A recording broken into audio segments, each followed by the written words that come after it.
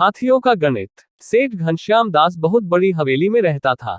उसके 3 लड़के थे। पैसा, नौकर चाकर, घोड़ा गाड़ी तो थी ही, मगर उसे अपने खजाने में सबसे अधिक प्यार अपने 17 हाथियों से था।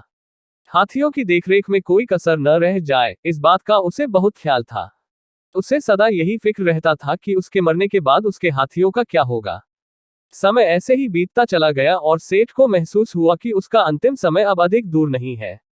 उसने अपने तीनों बेटों को अपने पास बुलाया और कहा कि मेरा समय आ गया है। मेरे मरने के बाद मेरी सारी जायदाद को मेरी वसीयत के हिसाब से आपस में बांट लेना। एक बात का खास ख्याल रखना कि मेरे हाथियों को किसी भी किस्म की कोई भी हानि ना हो। कुछ दिन बाद सेठ स्वर्ग सिधार गया।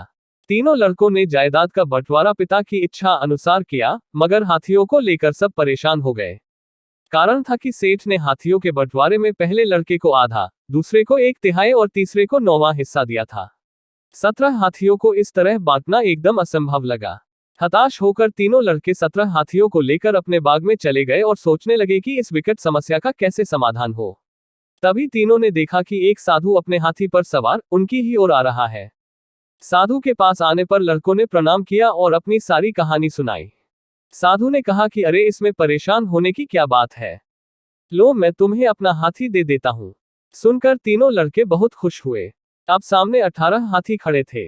साधु ने पहले लड़के को बुलाया और कहा कि तुम अपने पिता की इच्छा अनुसार आधे यानी 9 हाथी ले जाओ।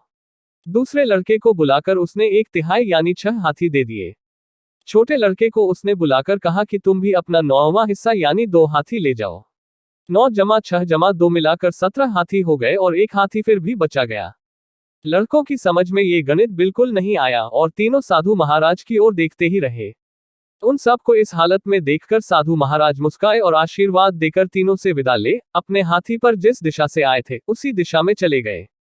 इधर ये तीनों सोच रहे थे कि साधु महाराज ने अपना हाथी देकर कितनी सरलता और भोलेपन से एक जटिल समस्या को सुलझा दिया।